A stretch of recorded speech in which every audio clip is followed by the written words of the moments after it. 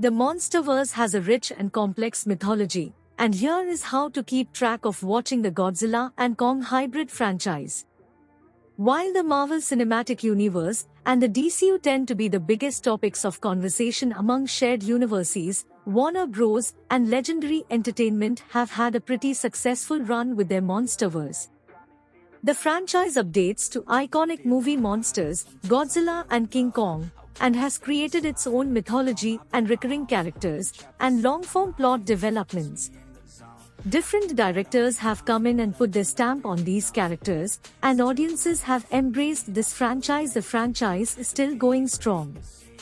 A sequel to Godzilla vs. Kong is set for release in 2024, and the franchise has expanded into television with a recently released Netflix animated series titled Skull Island and a live-action Godzilla series set for Apple TV+. For anybody looking to get in on the franchise, or looking just for a good weekend binge of monster mashups, here is how to watch the MonsterVerse in chronological order or by release order if you prefer.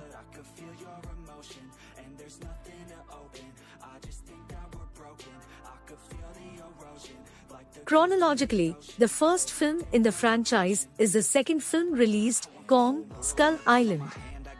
The film shows a team working for an organization titled Monarch, which specializes in studying giant creatures and developing a hollow earth theory. Kong, Skull Island takes place in 1973, with a prologue set in 1943, and lays a lot of groundwork for the MonsterVerse franchise, establishing Monarch as an organization and how they will come to know about Kong and Godzilla. The earlier time period also allows the film to explain how Kong can be big enough to fight Godzilla, as this is a relatively smaller version of the character that is still growing. The film's end credit sequence fully connects the Kong and Godzilla franchise, showing cave paintings of Rodan, Mothra, and King Ghidorah, as well as a drawing between Godzilla and one of Kong's ancestors. The first animated offering in the MonsterVerse, Skull Island, is an 8-part series currently streaming on Netflix.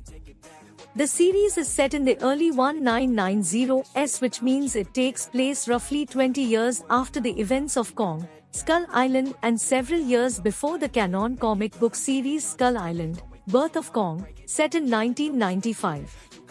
While both of those entries include excursions planned by Monarch, the events of Skull Island center around an accidental shipwreck of a crew searching for answers to a long-standing mystery by the team's patriarch. The series fills in a hole in the MonsterVerse timeline that allows the creative team behind the series to play with the mythology of the wider universe without disrupting the main events of the storyline playing out on the big screen. The first film released was Godzilla, and the existence of giant monsters seems to be unknown to the general public in the film, although by the time of Godzilla, King of the Monsters, it appears that Skull Island and Kong's existence are known to the Ho'oponopono, so just when that information became public is unclear. The film sees Godzilla emerge to fight off ancient creatures identified only as meteors, massive unidentified terrestrial organisms that are wreaking havoc and threatening the planet. Godzilla and the Mewtwo's giant battle in San Francisco in 2014 is very much the turning point for the franchise. This is the moment where humans learn about the existence of these massive organisms and also will impact many characters moving forward. Former Monarch husband and wife duo Dr. Mark and Emma Russell lose their son in the Battle of San Francisco, putting them down separate paths that lead to the event of Godzilla, King of the Monsters. Though it is not yet released, the upcoming Godzilla and the Titans series is set for Apple TV+, and its timeline has been confirmed to take place within the 5-year gap between Godzilla and Godzilla, King of the Monsters. The series is described as focusing on a family's journey to uncover its buried secrets and a legacy linking them to the monarch. The cast includes real-life father and son duo Kurt Russell and Wyatt Russell, alongside Kiersey Clemens, Joe Tippett, Anna Sawai, Elisa Lasowski, and Ren Watabe. It will also likely explain why the characters stop referring to the creatures as meteors and instead as titans. Godzilla, King of the Monsters, blows the door open on the franchise with more monsters and expands the mythology of the world. The monsters are now theorized to be the legendary titans of myths. The world has now learned more about their existence, and Monarch has become a more public organization. The film introduces legendary Godzilla mainstays like King Ghidorah, Rodan, and Mothra to the franchise.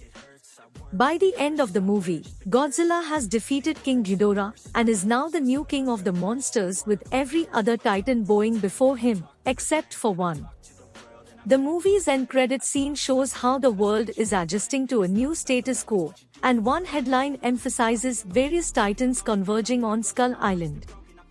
The final end credit sequence shows one of King Ghidorah's heads being purchased by Alan Jonah, one of the film's principal villains, an eco-terrorist who wants to level the playing field and restore a sense of balance to the Earth. Ghidorah's head plays a major role in the next film. Set 5 years after the events of Godzilla, King of the Monsters in 2024, and 10 years since Godzilla's battle in San Francisco, Kong is being monitored by Monarch in a dome surrounding what remains of Skull Island, as most of the island has been consumed by the storm surrounding it. The humans plan to use Kong to lead them to the Hollow Earth to discover a power source, as Godzilla has started attacking humans for initially unknown reasons.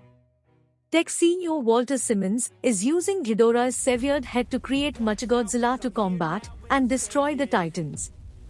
This puts Godzilla and Kong on a collision course towards one another that will eventually result in these two legendary foes putting aside their differences to fight a greater threat.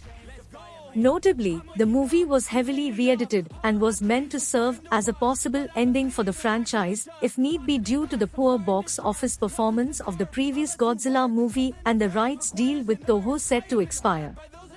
The film ends with Godzilla going off into the sea and Kong finding a new home in the Hollow Earth, ruling over it.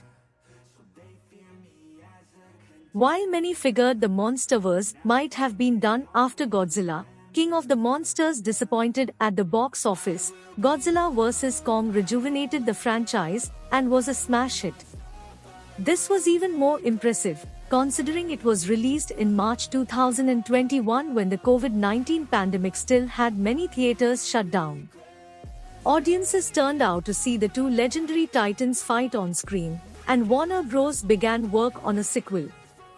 Godzilla and Kong: The New Empire is set for release in 2024 and will mark the 10-year anniversary of when Godzilla was released and kicked off the MonsterVerse franchise. In the film, Godzilla and Kong will face a mutual enemy that threatens to destroy the entire planet. Adam Wingard will be the first director to hem to entries in the MonsterVerse franchise, as he previously directed Godzilla vs. Kong.